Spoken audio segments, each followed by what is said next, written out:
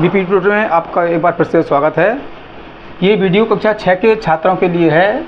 इसमें कराएंगे इकाई संख्या 1 प्राकृतिक एवं पूर्ण संख्याएं और इसके अंतर्गत अभ्यास 1 भी होगा।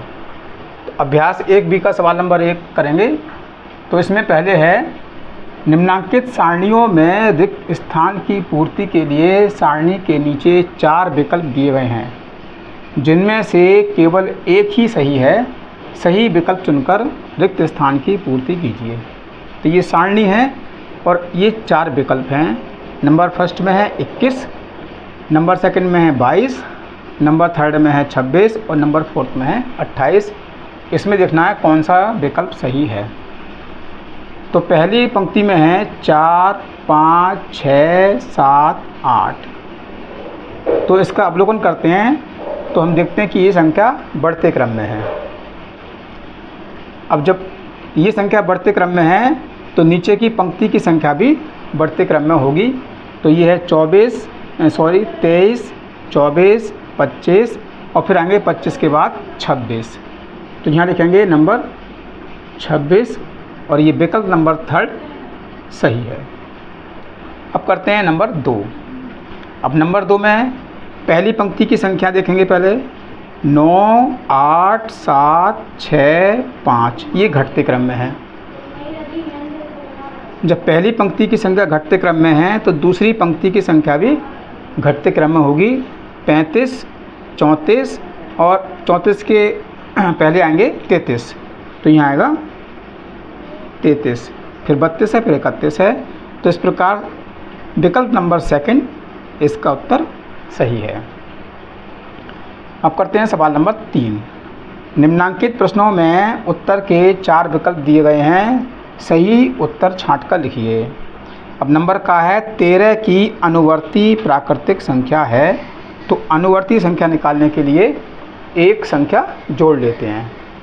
तो 13 के बाद आते हैं 14। तो 13 की अनुवर्ती प्राकृतिक संख्या होगी 14। तो ये हमारा विकल्प नंबर थर्ड सही है। इसके बाद करेंगे सवाल नंबर 3 का खा। सवाल नंबर खा 27 की पूर्ववर्ती प्राकृतिक संख्या है। अब निकालनी है पूर्ववर्ती यानी पहले की। तो इसके लिए 27 में से 1 घटाएंगे। तो 27 से पहले आते हैं 26। तो इस प्रकार से ये विकल्प नंबर सेकंड सही है। नंबर गा है 6 की अनुवर्ती प्राकृतिक संख्या है। अनुवर्ती कहते हैं एक बाद की संख्या। तो 6 के बाद आते हैं 7। तो पहला है 6 और 7, ये गलत है। दूसरा है केवल 8, ये भी गलत है। तीसरा है 6, 7 और 8, ये भी गलत है। और चौथा है केवल 7। तो ये विकल्प सही है क्योंकि 6 की अनुवर्ती संख्या केवल 7 होती है। नंबर घा 15 की पूर्ववर्ती प्राकृतिक संख्या। तो पूर्ववर्ती के लिए क्या करते हैं, एक संख्या कम करेंगे। तो 15 से कम करेंगे तो आएगा 14।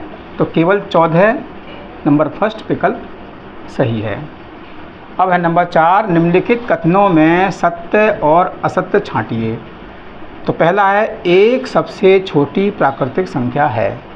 जैसा कि आप जानते हैं कि प्राकृतिक संख्या 1 से प्रारंभ होती है। तो एक सबसे छोटी प्राकृतिक संख्या है, ये कथन सत्य है। अब दूसरा है संख्या रेखा पर निरूपित किसी प्राकृतिक संख्या की दाहिनी ओर की प्राकृतिक संख्याएं उससे छोटी होती हैं। तो इसको समझते हैं एक उदाहरण द्वारा। ये हमारी रेखा है और इस रेखा पर ये संख्या लिखेंगे। पहले शुरू करते हैं 0 से 1, 2, 3, 4। तो इन्होंने कहा है कि प्राकृतिक संख्या की दाहिनी ओर 0 से चलेंगे दाहिनी ओर। तो ये संख्या 1 है, 2 है, 3 है, 4, ये बढ़ती जा रही हैं, यानी बड़ी संख्या होती हैं। जबकि ये क्या कहते हैं, उससे छोटी होती है। तो ये कथन गलत है। तो लिखेंगे असत्य है। उसके बाद नंबर 3 101 से बड़ी क्रमागत संख्याएं। क्रमागत का मतलब है क्रम से। तो 101 के बाद आते हैं 102 और फिर आएंगे 103 और फिर आएंगे 104। तो ये विकल्प हमारा सही है। तो लिखेंगे सत्य है, क्रम से हैं। अब है नंबर फोर्थ, शून्य एक प्राकृतिक संख्या नहीं, प्राकृतिक संख्या है। तो शून्य प्राकृतिक संख्या नहीं है, ये है पूर्ण प्राकृतिक संख्या, क्योंकि प्राकृतिक संख्या एक से शुरू होती है और ये शून्य है, तो शून्य होता है पूर्ण प्राकृतिक संख्या। तो ये कथन असत्य है। और नंबर फोर्थ है, नंबर फिफ्थ, 23 एक प्राकृतिक संख्या है। तो एक से प्रारंभ होकर चाहे कोई सी संख्या हो वो कहलाती है प्राकृतिक संख्या। तो ये भी कथन हमारा सत्य है। और उसके बाद नंबर 6, प्राकृतिक संख्याओं में कोई संख्या सबसे बड़ी नहीं होती है। तो सबसे बड़ी नहीं होती है जबकि संख्या सबसे बड़ी होती है। तो ये हो गया कथन हमारा सत्य है, क्योंकि कोई बड़ी संख्या नहीं होती है, अनंत होती हैं जिसकी हम गणना नहीं कर सकते। तो इसीलिए प्राकृतिक संख्याओं में कोई संख्या सबसे बड़ी नहीं होती है, ये कथन सही है। तो ये हो गया आपका सत्य। अब करते हैं सवाल नंबर 5। 9999 की अनुवर्ती प्राकृतिक संख्या ज्ञात कीजिए। तो जैसा कि आप जानते हैं, अनुवर्ती प्राकृतिक संख्या निकालने के लिए एक संख्या जोड़ लेते हैं। तो हम क्या करेंगे, यहाँ कर लेते हैं इधर 9999 में एक जोड़ देंगे। तो 9 और 1 10, हासिल 1, 9 और 1 10, 9 और 1 10 और 9 और 1 10, ये इसका उत्तर आ गया 10,000। तो यहाँ लिख देंगे 9999 की अनुवर्ती प्राकृतिक संख्या बराबर का चिन्ह और ये आ गया 10,000। ये इसका उत्तर हो गया। अब पढ़ते हैं सवाल नंबर 6। 1,01,000 की पूर्ववर्ती प्राकृतिक संख्या ज्ञात कीजिए। अब निकालना पूर्ववर्ती। तो पूर्ववर्ती के लिए क्या करते हैं, एक घटाते हैं। तो लिखेंगे हम 1,01,000 और इसमें से एक घटाएंगे। एक में से एक गया 0 और बाकी रह जाएगा सब जगह 0 और ये 1। तो ये आ गया आपका घटाने पर 1,00,000। तो 1,01,000 की पूर्ववर्ती प्राकृतिक संख्या हो गई 1,00,000। ये इसका उत्तर हो गया। अब सवाल नंबर 7 करते हैं। संख्या रेखा खींचिए और उस पर 9 तक प्राकृतिक संख्याएं प्रदर्शित कीजिए। तो पहले खींचेंगे हम संख्या रेखा। तो संख्या रेखा के लिए क्या करेंगे, तो संख्या रेखा के लिए स्केल से हम एक लाइन खींचेंगे इस तरह से, ये हो गई। और यहाँ लगाएंगे हम दोनों तरफ एरो। ये तो हुई हमारी संख्या रेखा। अब यहाँ हम लाइन खींच लेंगे इसको इस तरह से, इसको इस तरह से भागों में बांट लेंगे। इन्होंने कहा है ये तो रेखा हुई और उस पर 9 तक प्राकृतिक संख्या लिखनी है। तो जो प्राकृतिक पूर्ण संख्या होती है वो होती है 0 से शुरू। तो पहले लिखेंगे 0, 1, 2, 3, 4, 5, 6, 7। अब ये और आगे बढ़ा लेते हैं क्योंकि ये संख्या छोटी पड़ गई, 8 और 9। तो ये हो गया संख्या रेखा पर प्रदर्शन। इसके बाद सवाल नंबर 8 करते हैं। 4 अंकों की छोटी से छोटी प्राकृतिक संख्या लिखिए, इसकी पूर्ववर्ती संख्या ज्ञात कीजिए। तो सबसे पहले लिखते हैं हम 4 अंकों की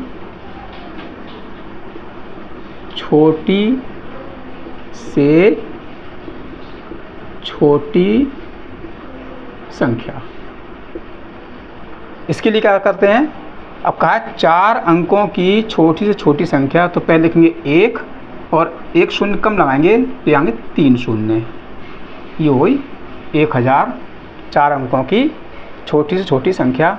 अब इसमें और क्या कहा है, इसकी पूर्ववर्ती। अब जो संख्या हमने निकाली है 4 अंकों की छोटी छोटी, इसकी निकालनी है पूर्ववर्ती। तो लिखेंगे 1000 की पूर्ववर्ती संख्या। तो आप जानते हैं कि पूर्ववर्ती संख्या निकालने के लिए एक कम करते हैं, यानी 1000 में से 1 घटाएंगे तो पूर्ववर्ती संख्या प्राप्त हो जाएगी।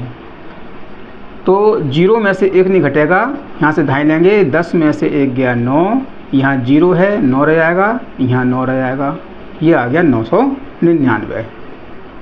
ये इसका उत्तर हो गया। अब सवाल नंबर 9, 6 अंकों की बड़ी से बड़ी प्राकृतिक संख्या लिखकर इसकी अनुवर्ती प्राकृतिक संख्या ज्ञात कीजिए। तो सबसे पहले लिखेंगे हम 6 अंकों की बड़ी से बड़ी संख्या। 6 अंकों की बड़ी से बड़ी संख्या। तो क्या करते हैं, जितने अंकों की बड़ी से बड़ी संख्या लिखने को कहते हैं उतने बार 9 लिखेंगे। तो 9 लिखेंगे 6 बार। ये हो गया 6 अंकों की बड़ी से बड़ी संख्या। अब क्या करना है, इसकी अनुवर्ती प्राकृतिक संख्या ज्ञात कीजिए। तो जो हमारी 6 अंकों की बड़ी संख्या आ गई पहले लिखेंगे और फिर निकालेंगे कि अनुवर्ती प्राकृतिक संख्या। इसके लिए जब अनुवर्ती निकालना है तो 1 जोड़ना है। तो 6 अंकों की बड़ी से बड़ी संख्या में 1 जोड़ लेंगे तो हमें प्राप्त हो जाएगा 6 अंकों की बड़ी से बड़ी संख्या की अनुवर्ती संख्या। तो 9 और 1 10 हासिल 1, 9 और 1 10, 9 और 1 10, 9 और 1 10, 9 और 1 10 और 9 और 1 10। ये हमें संख्या प्राप्त हो गई 6 अंकों की बड़ी से बड़ी की अनुवर्ती। 1 2 3 4 5 6 शून्य आएंगे, 1 2 3 4 5 6। इस तरह से ये इसका उत्तर प्राप्त हो गया। अब सवाल नंबर 10, सबसे छोटी पूर्ण संख्या बताइए। तो जैसा कि आपको मालूम है कि हमने शुरू में बताया था कि सबसे छोटी पूर्ण संख्या होती है 0, क्योंकि 0 से ही हमारी पूर्ण संख्याएं शुरू होती हैं। तो इसका उत्तर लिखेंगे सबसे छोटी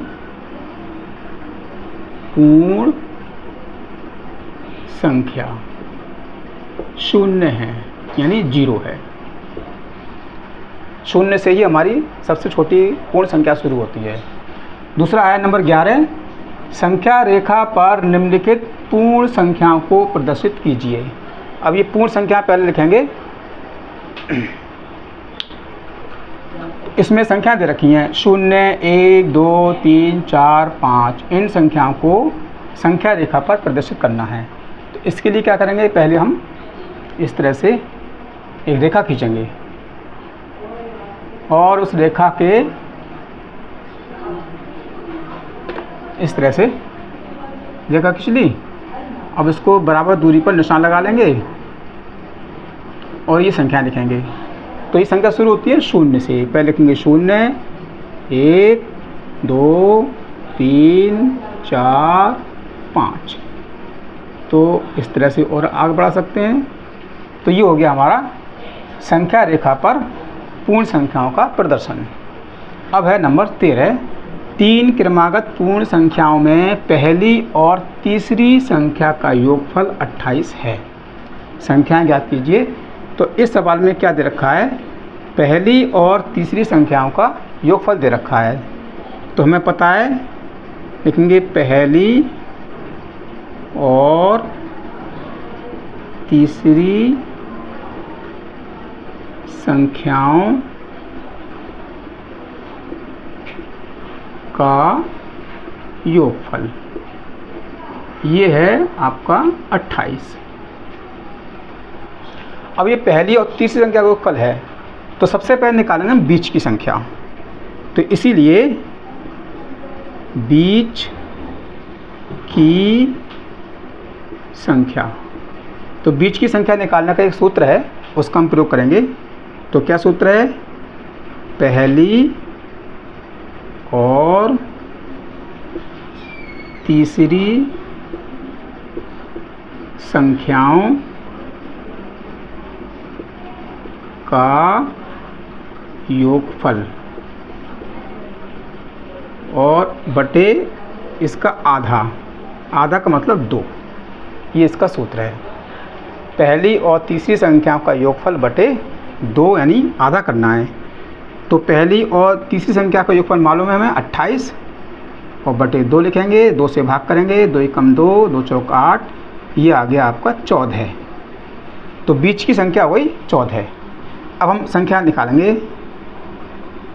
हमें ये मालूम है बीच की संख्या 14 है और इन्होंने कहा क्रमागत, तो ये तुम्हारी बीच की संख्या हो गई 14 है।